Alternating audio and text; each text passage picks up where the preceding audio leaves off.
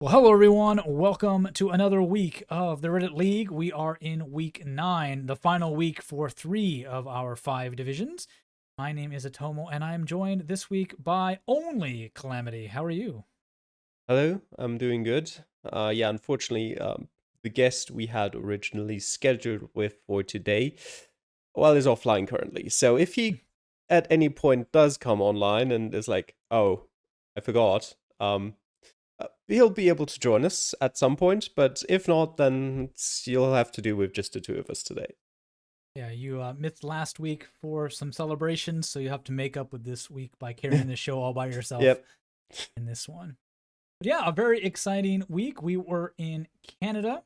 And let's just jump right into those Division 1 results as we take a look at those now. And yeah, two perfect games, Calamity, Raidmond, and Verdoc. Yeah, Raidman is not unusual. Verdok is a bit of a surprise there. He definitely did what he needed to do this week. Last week, still in sort of that lonely 10th place, where he spent pretty much most of the season. And just at the tail end of it, he thought, well, what if I get out of that? And so he got a perfect game. And, well, um, yeah, not the best game for me. I made one. Yeah, I made one mistake technically in where I was just like the landscape looked so much like BC to me that I didn't Mm. check if the cars had front plates, and it turned out to be Alberta, just on the BC border. So that cost me about I think 2,000 points or something. And then the other round was just a highway intersection, which can burn in hell. Um, and yeah, you can see there Orpheus and Boxer have not. Well, Orpheus has played, but Boxer has not played yet because he's currently stuck abroad. And well, we'll see when he gets to go home and play his game.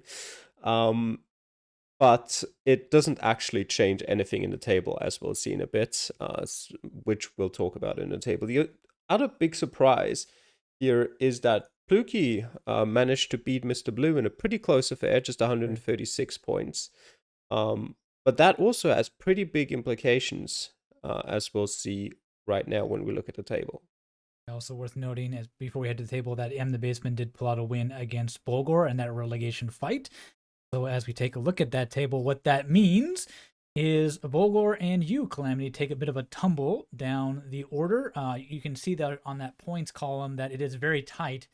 3 points separating Pluki in 4th and Bulgor in 10th. But that's how the cookie crumbles, as they say, and it sees you and him at the bottom. Verdoc, as you mentioned, jumps up, but Basement also saves himself in the last week.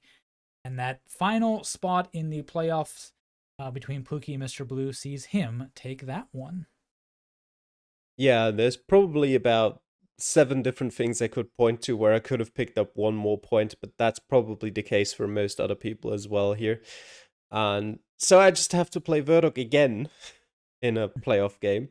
But I don't know if we've ever, I think we've mentioned it on the show 2 weeks ago, how the new playoff system works. So it is a best of three, and that gives me a little bit more confidence, puts me under a little bit less pressure of, you have to perform on this one map. You get 3 chances and you just need to win 2 of them. And so I'll try to make that happen. I mean, I can already say, but we'll talk about those maps later. Actually, Mm. in 2 weeks, in the week before the playoff games actually happen. So yeah, Verdok against me, then Bulgar, unfortunately, on the last day, dropping down to 10th place, just on total score, missing out on the tiebreaker there. And yeah, other than that, yeah, Basement with that win against him, going up to 7th place and saving himself. I think he was also pretty much down in the relegation zone for most of the season. I think he was Yeah. started off sort of in the lower midfield, but not in the relegation zone in the Yeah, I think first few he weeks. started off with like 3 draws, so he was in right at that edge of almost being in the playoffs for a couple weeks. But then, kind of once those losses started to pile up, fell off of it a bit. But yeah, Yeah, and and yeah, you said it, Pluki just beating out Mr. Blue in the last game there. Mr. Blue had a pretty rough finish to the season, not picked up too many points in the last few weeks, and Yeah, Pluki, pretty much it's been the top four of Boxer, Raidman, Orpheus, and Mr. Blue for pretty much the entirety of it. And just as at the last second, Pluki sneaks in there and takes the spot away from Mr. Blue. If you look at the stats actually, in kind of like total score, perfect games, aces, etc. I mean, I don't want to say undeserving, of course not. The difference isn't very big between them. But Mr. Blue did have the better stats. Although at the same time, Mr. Blue with two perfect games, so 2 bonus points for that, and still missing out against Pluki, who had none. So maybe Pluki there with slightly more luck in terms of who he got as opponents. Yeah, and of course, is the scores not quite set up for Boxa and Orpheus right now, but we'll take care of that when we get there. But yeah, so we will save a detailed discussion of how these games might play out because they do have a bye week, so we'll get to those a bit later on. But it is worth noting that Orpheus will not have to face Raidman in the semifinals at least again. Well, he will take on Boxa. Orpheus? Yeah.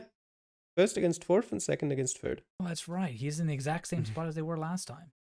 So never mind. Good luck, Orpheus. You got to take on Raidman once again if you want to get to the final in this one. Yeah, well, let's move over then to Division 2 and their results in Canada.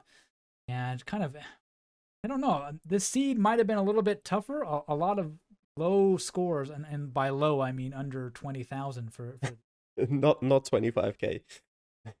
How disappointing. Now, generally, the Canada seeds were, I think most of them were relatively difficult, but that's just by the way of Canada being a relatively difficult country and the map sort of lending itself to locations that are just in the middle of nowhere a lot of the times.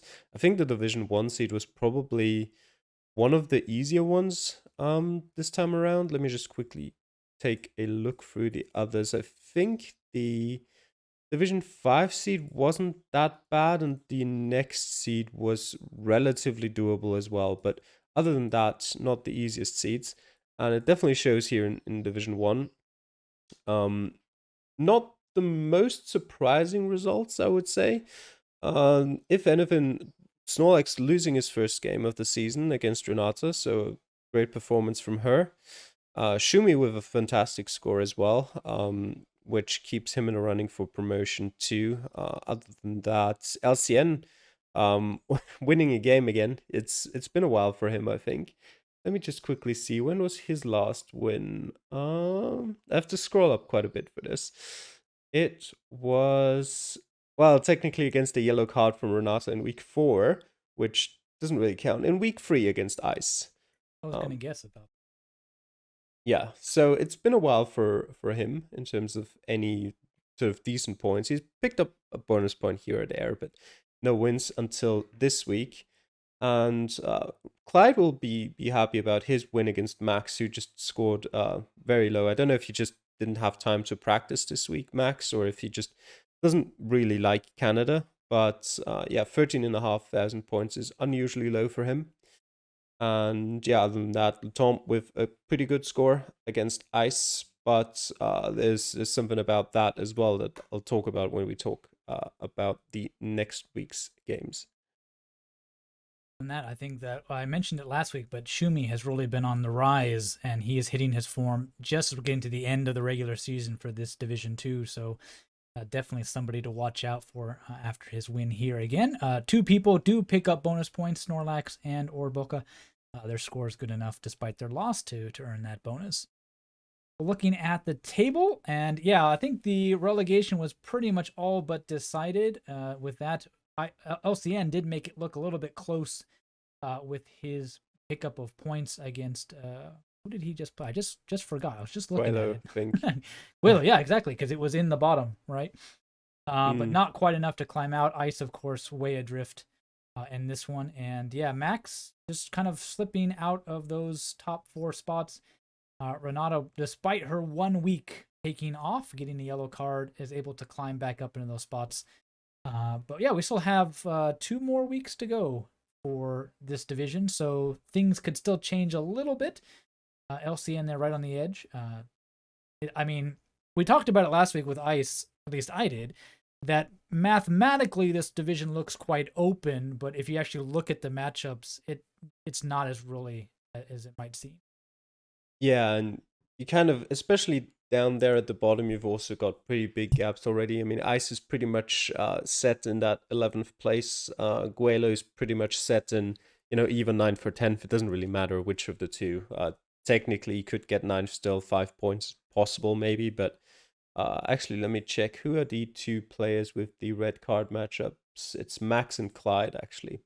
So that's maybe a bit of an interesting thing to look out for them if they can maybe still get into those top four because they have those 3 points on the way. So if they can just win the one game that they still actually have to play, which for Clyde is against LCN, which is definitely doable, and for Max is against Shumi, which is a bit less doable. They could still challenge for those top fours and maybe sneak in there at the last second. Barry and Renato, let me just quickly check who they're playing as well. Barry's playing LCN and Ice, so maybe not get past him. And Renato's playing Zotomo and Geoguessr. Okay, I think we're done here. Yeah. Yeah, I think top four are set in the way that they are. It just might be some changes between who'll go up directly and who'll play the promotion playoff. Yeah, it really looked like Snorlax would run away with the division, but that last kind of end of season charge by Sumi, who now surpasses him in total points and equal on perfect scores as well. And so really, it could come down to pretty close matchup. But neither of them play each other. I don't. They already have played. Though they do play each other in the last Oh, week, they actually. Oh, that could be a very interesting week then. If it comes down to that, because I could definitely see them being 1-2 and that deciding they're only 2 points away from each other right now. And I don't think next week will do much to separate them from that. Yeah. Well, actually, yeah, next week's matchups, we'll take a look at those now for Division 2. Yeah, Snorlax against Ordbucka, perhaps a bit of an easier matchup for him. A bit of a match for honor there at the bottom of the table as well. Calamity Ice versus Guelo. Yeah, not gonna be too relevant, probably. Just maybe do, yeah, as you said, a match for honor, just playing for a bit of fun there. Probably not gonna change too much in the position there. And yeah, there has been a bit of an incident concerning Luton. Not necessarily in Reddit League, but for the people who are not aware, he was banned from the French community about a year ago. I don't actually quite remember what he was initially banned. I think he was just removed from any competitive sort of things for like some slight cheating. I think I don't know what exactly he did, but he then went on to, let's just say, not be the nicest human, and then he got banned. And recently, in another competition, in that community, he still being banned, of course, decided to participate with an alt account and got found out and got banned again. And that alone would probably be enough to warrant him, not necessarily being allowed back next season. But he himself has said that he will kind of step away from playing Geoguessr and will finish the season just sort of like playing no moving or something like that. So probably relatively safe points to pick up for his opponents for the last 2 weeks. You could kind of make an argument on whether it's more fair to just, I don't know, ban him and make all games like not count in a way, but I thought that would kind of be unfair a bit to the people who have played him so far and who kind of did their best practice to beat him and stuff like that. And he's not like, I've looked at a lot of his games, and it's not like he cheated in here or anything like that. So yeah, that's basically the story there. He will just play no moving for the last 2 weeks. So unfortunately, a could have been a pretty good game between him and Renata, but yeah, that will probably be decided like that. If Renata plays relatively okay in Ukraine at least. Definitely. Other than that, longtime rivals LCN and Barry Fisher Bear going up against each other. I think they've followed each other all the way up into Division 2 from Division 4. They weren't always on the same side in Division 4. They've been together all the way up the last couple seasons. So I don't know if it has much implications for the actual table. They're pretty far apart, and as we talked about the matches, how everything else goes, kind of already puts LCN in a tough spot. But more like it's Barry's to lose if he wants to fight for that promotion spot. Yeah, it's actually LCN. Well, yeah, it's not the best position he's in. He can still make his way out of the relegation playoff spots, especially because the gap for him is not actually that big to the guys at the front. Although those people also still have games that they can reasonably win or get a few points in. But it's still doable. But yeah, of course, the game against Barry is not going to be easy, and Barry definitely uh, needs the points. It's not the hardest matchup, but that doesn't mean he can just slack off and be like, yeah, I'll be fine. Because if he drops points here, it's suddenly going to be interesting again with Clyde and Max coming from behind potentially. Yeah, definitely. So very interesting matchups to watch and how they unfold for various reasons. We'll head over then to Division 3 and their results in Canada. And of course, we've got two red cards, WTF and Still This Nick, both taking it easy. I would say in Canada, enjoying the view rather than putting in too much effort, 18,000, 17,000 respectively. Probably shows I didn't practice a whole lot for this one. But yeah, a couple low scores in this one. Probably the big surprise, especially because he's having a bit of a good streak recently, is Hugo. Yeah, not the greatest game from him, but Canada is, especially this map as well, is very practice intensive. Um, at least maybe not necessarily to the point of some other countries, but you definitely need to be reliably able to tell apart which state you're in. Because if you're not able to do that, you're probably not going anywhere. And if you just don't have the time to practice, it wouldn't surprise me that Canada would be a map where you do pretty badly on. Another interesting point there to bring up is you said that WTF and Steel the Snake were probably taking it easy. There is actually a good argument to be made about not taking it too easy in games like this, because I've already kind of said that this might change next season, but as it is right now, the top six get a bonus point for being in the top 50%. So it doesn't matter if two people were red carded, which means that your results count into those as well. So if you get worse scores, then you're potentially opening up bonus points for your opponents if they lose their games by just, having a slightly better score than you. And you see that WTF and Still the Snake are both ahead of people like Freckles, Pastek, Paulinho, and Hugo. I think if both of them were lower, Paulinho would have definitely scored a bonus point. I'm not sure about Pastek, but maybe even him as well. So definitely reason to playing at least decently well. Yeah, exactly. Denying your opponent a chance to gain any ground against you, even though you're getting 3 free points. You don't want to hand any free points to anybody else. Yeah, and for the other matchups, again, not the most surprising. Boopat with a pretty good score, beating out Freckles, who probably didn't practice too much. Not the best score there. Seppo beating Pastek is kind of just, I guess, dooms both of them in being 9th and 10th. I think, yeah, neither of them have a red card match to go. So while they're technically still sort of within reach of climbing out of there, it's becoming more unlikely now. If Pastek had won the game against Seppo, then suddenly he would have been in with a chance anymore. But obviously Seppo doesn't care about that. And yeah, Mo and Closed also winning their games in the fight for promotion, which, well, helps them as well. Taking a look at how the table is shaping up, the top 3 do not change. WTF, of course, getting that red card match. But yeah, Close with that win does put himself into 4th. Hugo and Paulinho drop. And as you mentioned, Seppo picking up 3 points against Pastek basically means that in everything but the math, those two are pretty much stuck in those playoff spots. And they'll be playing a best of 3 against each other So if this week was any indication of what might be to come, Seppo might have a chance to stay up here despite not the best season.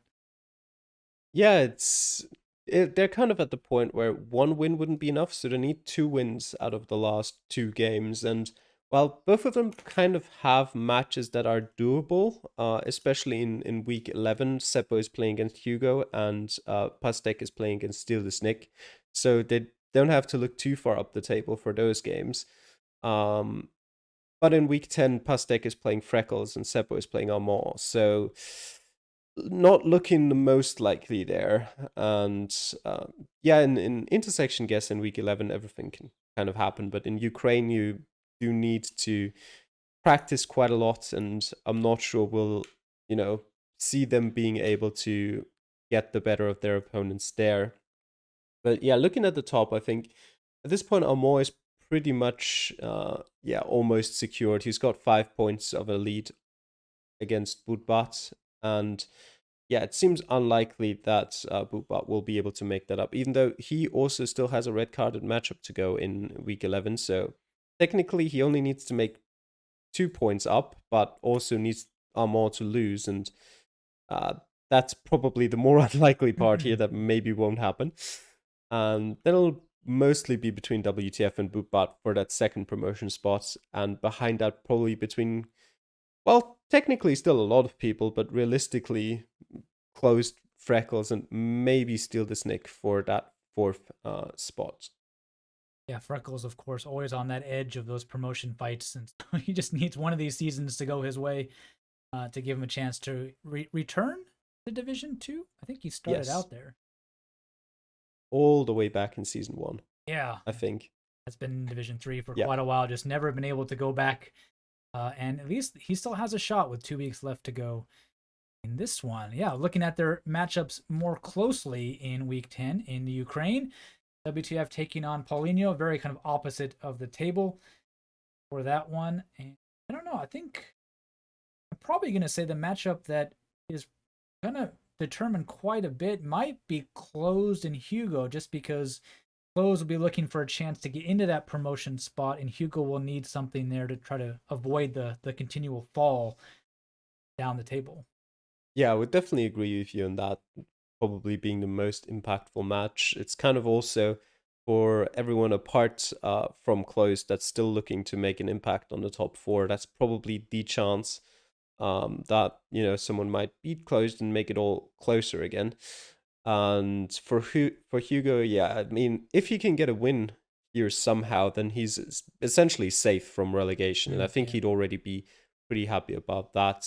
Not sure he's even thinking about fighting for promotion. He was in a position at some point during the season, and technically still is, where it could happen. But yeah, I think he's not going to be unhappy if he just stays in this division. Um, Apart from that, I think, yeah, most of the matches look relatively straightforward. I think WTF against Paulinho is the match that's probably the most open in that regard, even though they're pretty far apart in the table. But I think from generally how they've been playing, and their total score is actually really close. They're only about 1,000 points apart in that. Um, that is the matchup I would say is the most undecided. Mm. And of course, pretty important for Paulinho as well to just pick up a few more points to be absolutely safe from relegation. It could be enough even if he stays at the 15 points he's currently got, because he's got the better total score as well than Seppo or Pastek. But a point or two more and he's pretty much safe. So I'm sure he'd like that as soon as possible. Yeah, so good luck to Division 2 and 3 in Ukraine. And yeah, that window to secure your place in either in the division, in the promotion spots, or keep yourself out of the relegation spots are definitely closing down. Only 2 weeks left. Moving on to Division 4 and 5, they are finished. So we will take a little bit look at the playoff picture for them as well. Yeah, first 4A and their results. Some pretty good scores, but again, a couple weak ones here. Soviet got red carded last week. Yeah, he got red carded Yeah, last week. double checking. But Yeah, not really good for those at the bottom of the table, though Dromi and Wakelock both losing by pretty significant margins. And yeah, Flipster and Solar Sensei in that promotion hunt, happy for not only the win, but a pretty good score differential on top of it as well. Yeah, this week, you know, was never going to be set to change too much in this table. But definitely a nice week to end the season for the likes of Lunacy, for example, there with a pretty good score. Mhm. Flipster as well, uh, getting promoted with a fantastic performance there in Canada, 24.5K. And apart from that, yeah, Solar Sensei, relatively, I mean, it's still a decent score, but not among the best here. But against Wakelock, 16K, no issues there as well with his win to secure his place. That kind of just leaves everything else to fall into place and not matter too much. Pashdetli and McPete had a pretty close game, but McPete coming out on top of that one and just sort of moving up in the table a bit. But yeah, of course, with no further consequences there. Well, let's look at their standings for Division 4. Nobody moves despite all the action. Keeps things kind of close and interesting if you actually look at how the points finished up.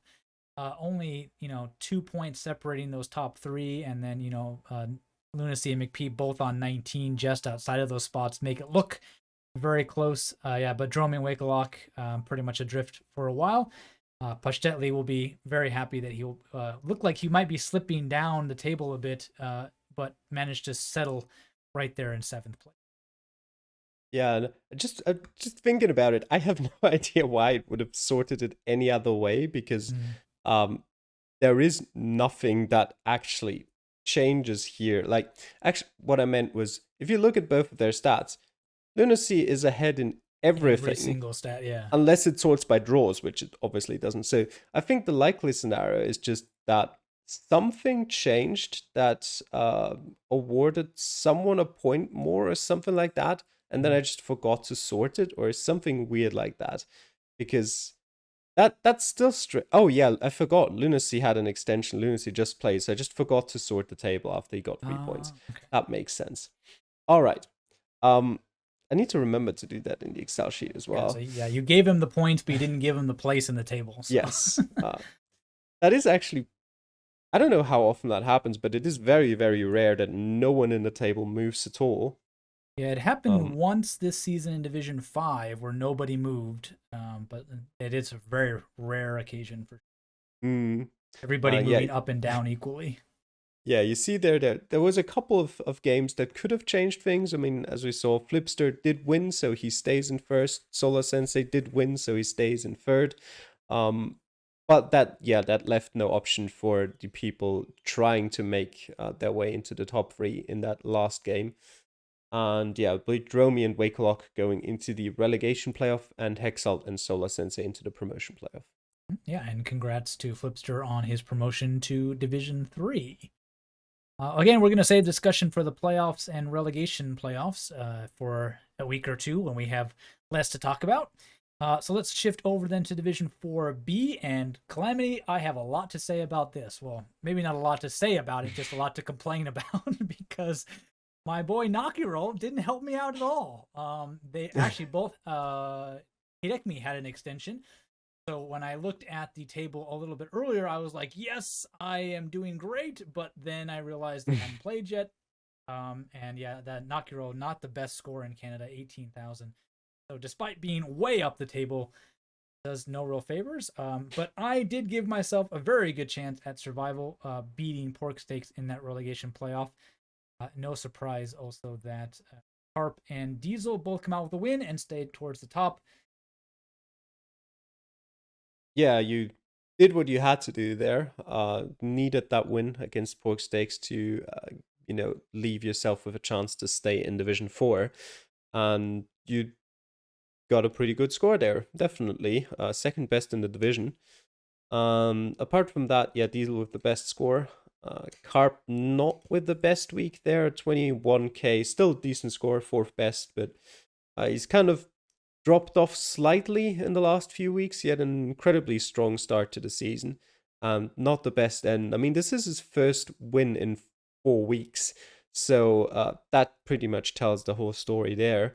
Um, yeah, for everyone else, Triple losing that game means she also can't secure a safe spot in Division 4 just yet.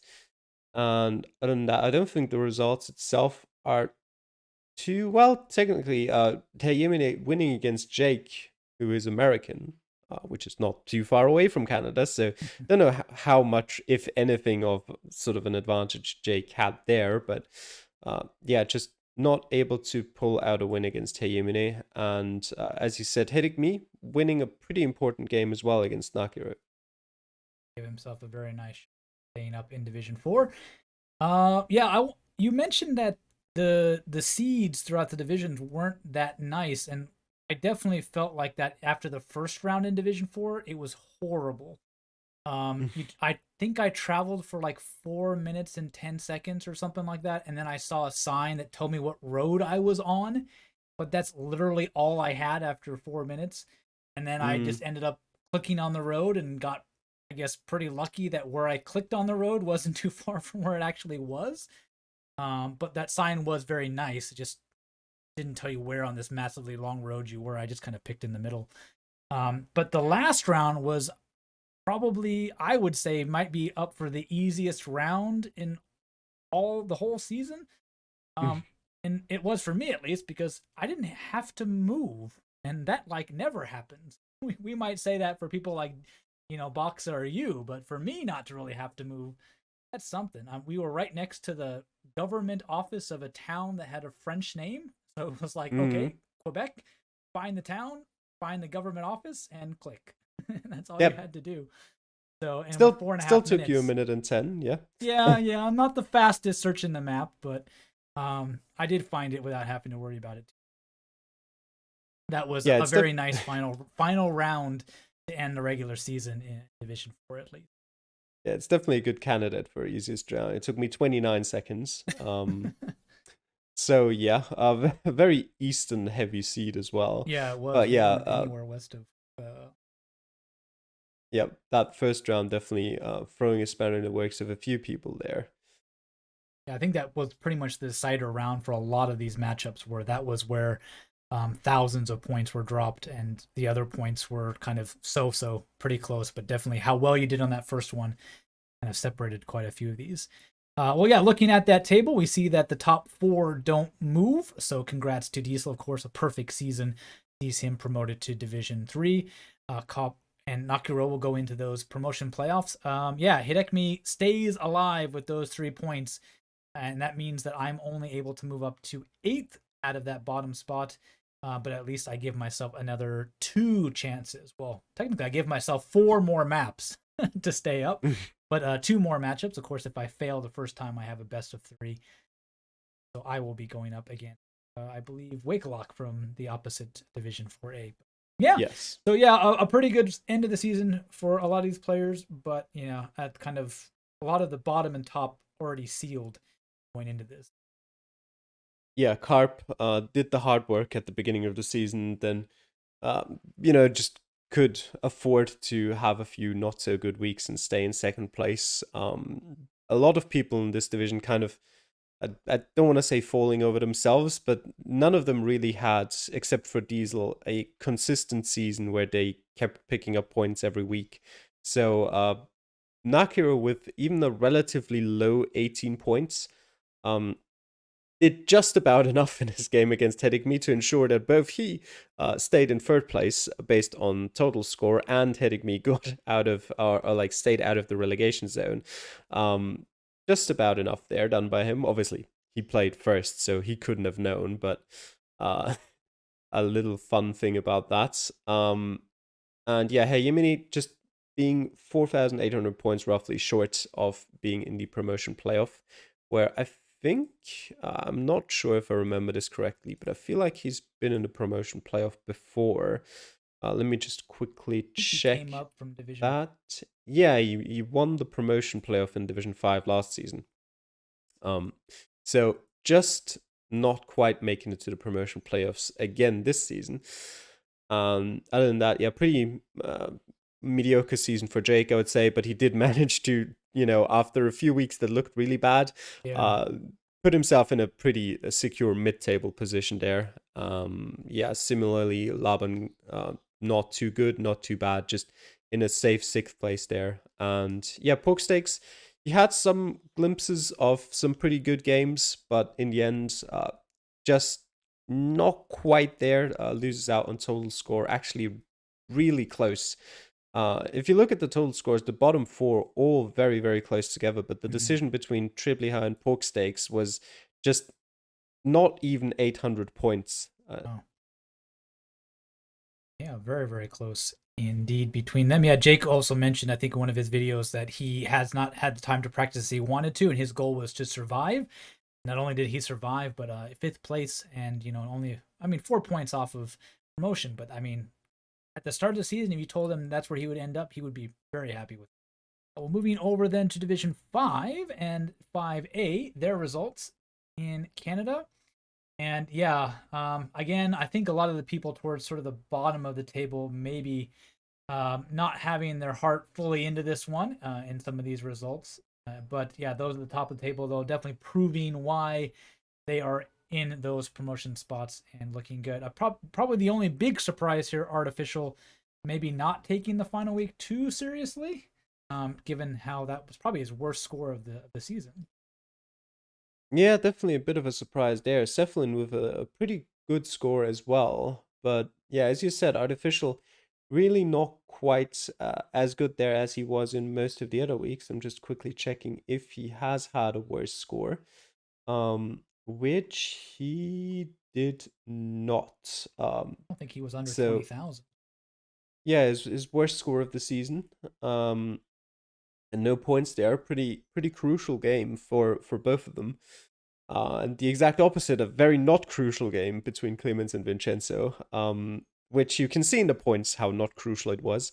But Clemens did end up winning it and taking a few more points with him before going back into the preseason again next season. Well, if he returns, of course. Which I think he said something along those lines in Yeah. the last Reddit post. Bombadil as well with a pretty nice score. I've said it through. I said it a lot of times throughout this season. I think he's better than what he's shown this season, and this is more in line what I expected of him in more weeks. But I just couldn't pull it off consistently enough. And yeah, but at least he's got a good last week to look back on. And yeah, Xander making light work of Penguin there. A pretty big difference between the two of them. And Ollie as well, not struggling in his game against Soundbite. More than a round advantage for those two. As we look at the table, not a whole lot of move. That last round fumble, you might say, by Artificial does cost him the automatic promotion spot. Means Xander jumps up, finally takes that. It was pretty close between them. Ollie almost made it even worse, except for the score differential and the total score. Actually, not score differential, just the total score. The thing that keeps Artificial in that second spot. Other than that, yeah, not a whole lot. The thing that probably was the most valuable, Soundbite dropping into the relegation playoff after having a pretty decent season. We've casted a few of his games, and he has definitely improved since 2 seasons ago when he was in Reddit League.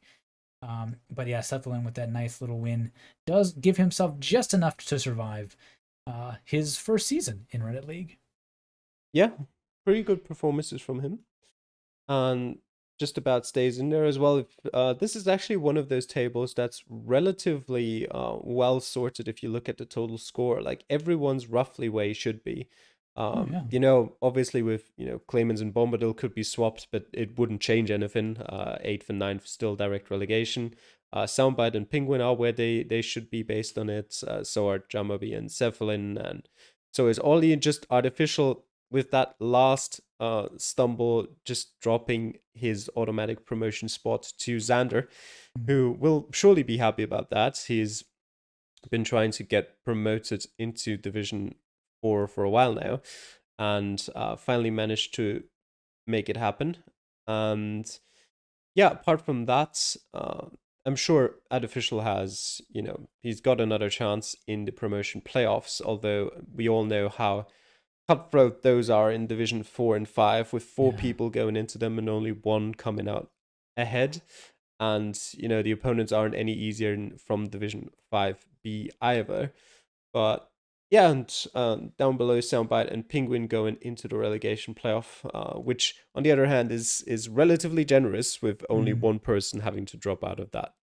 Yeah, definitely. I just realized that they only have a 4 point total score differential too, which is pretty impressive after a long season to only be 4 points away from each other in the total scores. So that might be a nice little stat to point out in the award show we do a little bit later on. Well, moving then to Division 5B and their matchups. Of course, Dickmere just decided, I guess, the final week not really going to change a whole lot, so didn't play, get yellow carded. Of course, Jack getting 3 free points against the red card in that one. Yeah, I don't think too much surprises here as we look at that. I mean, yeah, Sheldon at the top does take on Danny Blondes and keep his spot, but I think we would have maybe guessed that going into the week, but I think the gap might be the biggest surprise. Yeah, uh, but Sheldon with a very good game. Like if you look at the other scores as well, it's kind of more so Sheldon's score that stands out there, Mm. less so than Danny Blonde's as being particularly bad. I mean, he still had the third best score of the division, and I hope that Dukmir just forgot about playing this week, because the alternative is that he decides, I don't need to play it, I can take a yellow card, enabling Paranoid Android to get a free win with a relatively bad score, Mm. which then meant that Neusel, even with a great score against Biquet's, the second best of the division, does not manage to get past Paranoid in the table, which would not be a very nice thing to do from the Khmer. Um, it's fully within his rights. It's just, yeah, as I said, not very nice. Yeah, yeah, very rough week for Neusel, who puts up a decent score and then finds out that his opponent did nothing to help him out whatsoever. Yeah, and we have this twice this week. Nobody moves. I guess towards the end of the season, that's not too surprising. This division wasn't exactly the closest, but yeah, with people like Dick Muir not even playing, it means that nobody really shuffles around, and things look again a lot closer than they probably had in a few other weeks. In this one, especially towards that bottom, Neutzel getting those points means he's only 1 point off of Paranoid, but definitely wasn't looking that way. And yeah, Geoguessr, long time Reddit League player, long adrift after even a couple weeks before this. Yeah, he's had a relatively unlucky season. I mean, he's not played incredibly well. He does have Mm. like the third lowest total score if you ignore Dukmir because of the yellow card. So he probably would have been ahead of him as well. Um, But if you just look at his performances, he would have realistically been in like seventh. So being like 5 points off of that just means he got a bit unlucky with matchups. And yeah, we'll see if he comes back next season. I still think he's more than capable of at least holding his own in Division 5. Mm. And yeah, it's a bit of a shame there that it had to end like that in the sort of Paranoid Android Neusel duel for that last playoff spot. It technically is fair in the sense that, like, if you look at their stats, the Paranoid Android was slightly better in just about everything this season. But yeah, a bit unfortunate there still at the end to have it be decided like that. Mm. Interesting thing as well, if you look at the aces scored and compare them with Division 5A, they do seem to be significantly higher in Division 5B. Mm. Um, I think if you kind of take like one person from each and compare them, you it's not that big of a difference. But I think what stands out here is that the people who scored the more aces ended up higher in the field, whereas in Division 5A, the Clemens and Bombadil, who had the third most aces, ended up in eighth and ninth. Mm. So it looks like the sort of the top half of the table was very low in terms of aces over in 5A, while it was pretty high in 5B, while the total score differences aren't actually that much. So maybe Division 5B is actually just better at pinpointing, and we'll see if that matters for the likes of Danny Blonde or Jack, no, and Paranoid Android in the playoffs later on. Yeah, definitely. If you just look at those aces, Lemons and Bombadil have a pretty good shot against these kind of 13 and 19 aces of Arno and Paranoid Android. So definitely be interesting to see how that shapes up. After, I think we have, is it only 1 week off? Two It weeks is off. 1 week off, no, and Or then in 1 week, week yeah. 11 they will play First. their semifinals intersection Guesser. You pointed out Clemens and Bombadil, they are actually already relegated. It'll be Soundbite and Oh, Penguin sorry. Yeah, I was in the reading relegation too far playoffs. down. Yeah, and then yeah, we'll finish with that. We've got our map then for Division 2 and 3 only. Everybody else is done. But yeah, it's Ukraine. So we had Russia, now we've got Ukraine, another, of course, Cyrillic using country that often is kind of lumped into the same group in the terms of very hard to pinpoint and find the little villages you might be in for that. But I think overall we could say that Ukraine, at least I would much rather play Ukraine than Russia. I don't know about you, Calamity. I would actually much rather play Russia. Because, well, I don't actually know because I've never practiced Ukraine. But Mm, whenever I've played Ukraine, I've hated it. Whenever like you have a Europe map or something like that, or a world map, and there's one round in Ukraine, because I can never find anything useful. mm, Um, it works in kind of the same way as Russia in the sense that you have area codes which you could help yourself with. But the thing that it doesn't have is that the landscape is relatively similar mm, throughout most of the country, which makes it pretty difficult to make sort of a landscape guess if you happen to find nothing of, in terms of written information. Um, so kind of like the only thing I know is the area codes, and I'm sure there's probably some other things as well. But the unfortunate part is that because I don't have to play it, I don't have to look at whether there's anything else there. Um, so I don't know, but I'm sure if someone else is listening to this and has a few clues, they'll let us know in the comments. Maybe probably after the week is over if they don't want to give anything away. But it would be nice to know just for the future as well, for anyone playing Ukraine and looking for some tips to maybe get a bit better at it. Because it is, I mean, there are a couple things, like, for example, you have a different Google car in the east and the west, kind of like a black Google car in some places in the east, and the typical red Google car in most places in the west. But other than that, yeah, I really don't know too much. A lot of rural Ukraine is also very rural in the sense that, similarly to rural Russia, you probably will not find any useful signs anywhere. Most of the signs, if you find any at all, are just like, hey, this little village is like half a kilometer over that way, off the main road, and that's about it. yeah, the only thing I'm really interested, since Ukraine has been in the news so much, that if people just don't recognize town names much better than if we played this map maybe last season, It's because definitely possible. yeah, it's just like, hey, you might see a sign for one of the major cities and like, hey, I didn't even know where that was until now it's been in the news all the time. I know where that city is now. I uh just feel like looking at, Zotomo currently has the map open for me to see, but looking at the coverage, I feel like the cities that have most news coverage have had mm, most news coverage. Kind of like Mariupol, which doesn't have street coverage, like Luhansk, Donetsk, maybe like Kherson as well. I remember having a bit of like news coverage. Not really much street view there. Kharkiv has lots Yeah, of coverage, and that's been a true. pretty major in the news. And but I would imagine most people know where the likes of Lviv, Kiev, and Kharkiv are, which I've heard a bit about. Odessa as well. I'm assuming most people already know that. So yeah, if you've heard of any of smaller towns maybe and just Mm, decided, hey, that's where is that town exactly?